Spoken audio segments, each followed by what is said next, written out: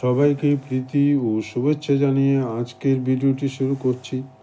আজকের ভিডিওটি শ্রী শ্রী রামকৃষ্ণের উপর, তার সংক্ষিপ্ত জীবনী থাকবে এবং সাবস্ক্রাইব করুন, মোটিভেশন বাড়ান।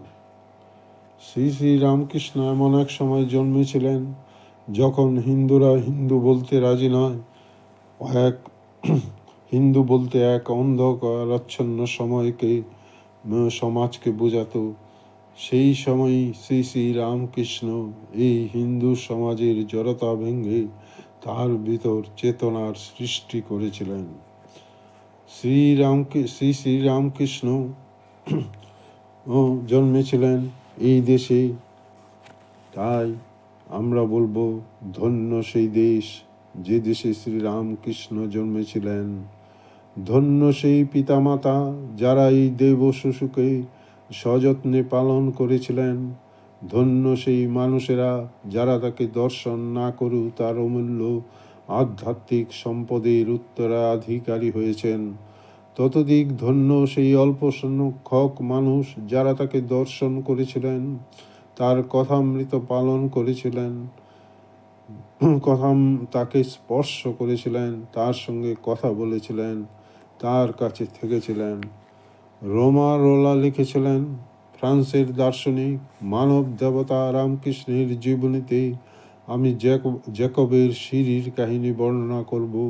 সেই সিঁড়ি দিয়ে মানুষের অন্তরে দিব্য দুইটি পথ, স্বর্গ হতে মর্তে, মর্ত হতে স্বর্গে অবিরাম অবিচ্ছিন্নভাবে ওঠানামা করেছে। আমরা আবার দেখব লিও টলস্টয় বলেছেন, অত্যাচার্য উপদেশ, রামকৃষ্ণ একজন মহান ঋষি। আর্নল্ড টয়নবী বলেছেন, শ্রীরামকৃষ্ণের সর্বধর্ম সমন্বয়ের আদর্শই কেবল মানব জাতিকে একটি মাত্র পরিবারের মর্যাদা দিতে পারে, আর এই পারমাণবিক যুগে আমাদের অবশ্যম্ভাবী ধ্বংসের হাত থেকে পরিত্রাণের ইহাই একমাত্র উপায়। রামকৃষ্ণ আমাদের মতো সাধারণ মানুষকেই প্রভাবিত করেননি, পৃথিবীর জ্ঞানী গুণী বিজ্ঞানী ব্যক্তি, দার্শনিক, সাহিত্যিকদেরকে আকৃষ্ট করতে পেরেছিলেন। বাংলার ক্ষেত্রেও তাই ঘটেছে।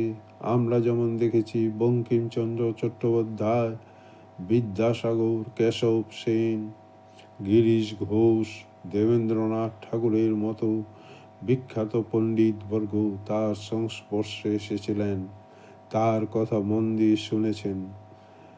কিন্তু তিনি তো শিক্ষিত ছিলেন না, তিনি তো পাঠশালায় মাত্র গিয়েছিলেন।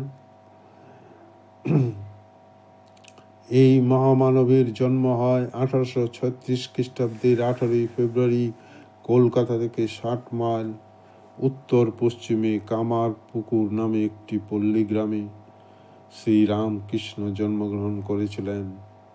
তার পিতার নাম ছিল ক্ষুদিরাম চট্টোপাধ্যায়, মাতার নাম ছিল চন্দ্রমণি দেবী।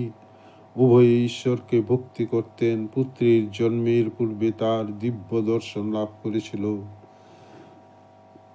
তিনি এই গ্রামে জন্মগ্রহণ করেছিলেন। এই গ্রামটি ছিল জাহানাবাদ বা আরামবাগ থেকে 3-4 কোষ পশ্চিমে, অন্যদিকে বর্ধমান থেকে 10-12 ক্রোশ দক্ষিণে। তারা এই গ্রামের বাসিন্দা ছিলেন না। তারা এই গ্রাম থেকে বসতি ছেড়ে এখানে এসে বসতি করেন। সেখানে জমিদারদের সাথে বিরোধ বাঁধে। জমিদারদের পক্ষে মিথ্যা সাক্ষী দিতে তিনি রাজি হননি ক্ষুদিরাম চট্টোপাধ্যায়, তাই তাকে চলে আসতে হয় ওই গ্রাম ছেড়ে। শ্রীরামকৃষ্ণ শৈশবেই পাঠশালায় যান, কিন্তু পাঠশালা তাকে আকর্ষণ করতে পারেনি। তিনি একে বলেছেন চাল কলা বাঁধা শিক্ষা, অর্থাৎ চাকরির জন্য শিক্ষা। শুভঙ্করের ধাঁধা তিনি বলেছেন। তাই তিনি বাড়িতেই রঘুবীরের সাধনা করতে লাগলেন। রঘুবীরের বিগ্রহের সামনে বসে থাকতেন, ভাবাবিষ্ট হতেন। যখন তার 6 কি 7 বৎসর বয়স, তখন তার প্রথম ভাবাবেশ হয়েছিল। পরবর্তীকালে তিনি ঘটনাটি সম্বন্ধে বলেছিলেন, একদিন সকাল বেলা টেকোয় ছোট চুবড়িতে মুড়ি নিয়ে মাঠের আলপথ দিয়ে খেতে খেতে যাচ্ছি। আকাশে একখানা সুন্দর জলভরা মেঘ উঠেছে, তাই দেখছি ও খাচ্ছি। দেখতে দেখতে মেঘখানা আকাশ প্রায় ছেয়ে ফেলছে। এমন সময় এক ঝাঁক সাদা দুধের মতো বক ওই কালো মেঘের কোল দিয়ে উড়ে যেতে লাগলো। সে এমন এক বাহার হলো, দেখতে দেখতে অপূর্বভাবে তন্ময় হয়ে যান। এমন একটি অবস্থা হলো যে আর হুঁশ রইল না, পড়ে গেলুম। মুড়িগুলি আলের ধারে ছড়িয়ে গেল। কতক্ষণ ওইভাবে পড়েছিলাম বলতে পারি না। লোকে দেখতে পেয়ে ধরাধরি করে বাড়ি নিয়ে এসেছিল। 1843 খ্রিস্টাব্দে ক্ষুদিরাম চট্টোপাধ্যায় পরলোক গমন করেন। তার পিতা ছিলেন শ্রীরামকৃষ্ণ পিতৃবিয়োগ বিশেষভাবে অনুভব করেছিলেন। পূর্বের তুলনায় অধিকতর অন্তর্মুখী চিন্তাশীল হয়ে উঠেছিলেন। কখনো কখনো তিনি একাকী নিকটবর্তী শ্মশানে গিয়ে সাধন ভোজন করতেন। গ্রামের এক কোণে পুরীর যাত্রীরা, বিশেষ করে সাধু বৈরাগীরা যে পান্থনিবাসে আসতেন, সেই পান্থনিবাসে গিয়ে তিনি তাদের সেবা করতেন, তাদের থেকে প্রবচন শুনতেন। যেখানে ভাগবত হতো, যেখানে রামায়ণ হতো, যেখানে মহাভারত হতো, সেখানে তিনি চলে যেতেন। তিনি সেখানে বসে তা অনুভব করতেন। 9 বৎসর বয়সে তার উপনয়ন হয়েছিল।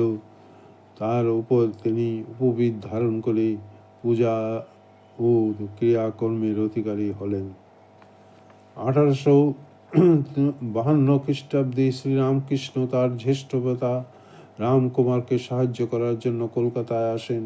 কলকাতায় তিনি নাথ বাগানে চাটুর্যেদের বাড়ি ও মিত্রদের বাড়িতে পূজা করা শুরু করেন। এই সময় রামকুমার একটি টোল পরিচালনা, কয়েকটি যজমানের গৃহে পূজাদি ক্রিয়া দ্বারা জীবিকা নির্বাহ করছিলেন।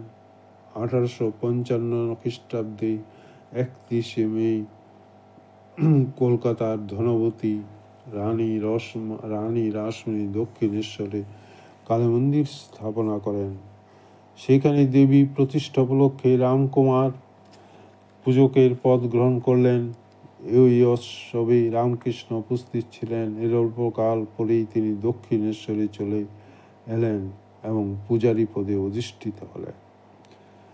তার পূজা, তিনি ছিলেন আধ্যাত্মিক উচ্চদরের আধ্যাত্মিক পুরুষ। তার সাধারণ পূজা করার পদ্ধতি জানা থাকা সত্ত্বেও সেটা পালন করতেন না। তিনি এই জগৎকে মায়াময় মনে করতেন। এই জগতে এসছো, ঈশ্বরের কথা চিন্তা করো, ঈশ্বরের ভাবনায় থাকো। তিনি যখন প্রেমোন্মাদ, তিনি যখন একাগ্র চিত্তে আধ্যাত্মিক সাধনায় মগ্ন হলেন তখন পূজা পালি উঠে তার পূজা আর তিনি নিয়মিত করতে পারছেন না, স্থির হয়েও থাকতে পারছেন না। ঠিক তখন মথুর বাবু ও রাসমণি দেবী তাকে সাহায্য করলেন, তার সেবা করলেন। তারা বুঝতে পারলেন এই এক মহাপুরুষ সবসময় ভাবাবিষ্ট সমাধিস্থ হয়ে থাকে। রামকৃষ্ণের এই ভাবাবেগে তাকে পূজারী পদ থেকে সরিয়ে দিয়ে তার ভাগ্নে হৃদয়কে মথুরবাবু নিয়োগ করেন আর তার সেবার ভার দেন হৃদয়কে। এরপর শ্রীরামকৃষ্ণের এই পূজাদি ভাবাবিষ্ট মন দেখে, প্রেমোন্মাদ মন দেখে পরিবারের লোক ভাবল তার বিবাহ দেওয়া দরকার। তিনি সবাই মিলে তাকে বিবাহ দিলেন। 1859 খ্রিস্টাব্দে নিকটস্থ জয়রামবাটি গ্রামের একটি কন্যা সারদা মুখোপাধ্যায়ের সঙ্গে তার শুভ পরিণয় সম্পন্ন হয়। 1860 খ্রিস্টাব্দে শ্রীরামকৃষ্ণ দক্ষিণেশ্বরে ফিরে এলেন। পুনরায় আধ্যাত্মিক ঝড়ের কবলে পড়লেন। স্ত্রী, ঘর, সংসার, দেহ পরিবেষ্টন সব ভুলে গেলেন। এই সময় তার কিরূপ অবস্থা হয়েছিল তা পরে বলেছিলেন। শ্রীরামকৃষ্ণ ছিলেন, তার তুতাপুরী এখানে 11 মাস ছিলেন, তাকে বেদান্ত শিক্ষা দিয়েছিলেন। 1861 খ্রিস্টাব্দে ভৈরবী ব্রাহ্মণী নামে একজন তান্ত্রিক সন্ন্যাসিনী দক্ষিণেশ্বরে এসে তাকে তন্ত্র শিক্ষায় শিক্ষিত করেছিলেন। 1864 খ্রিস্টাব্দে আমি তুতাপুরী এসেছিলেন, তুতাপুরী ছিলেন তার গুরু। 1886 খ্রিস্টাব্দে তিনি গোবিন্দ রায় নামে একজন ব্যক্তির থেকে সুফি শিক্ষা নেন।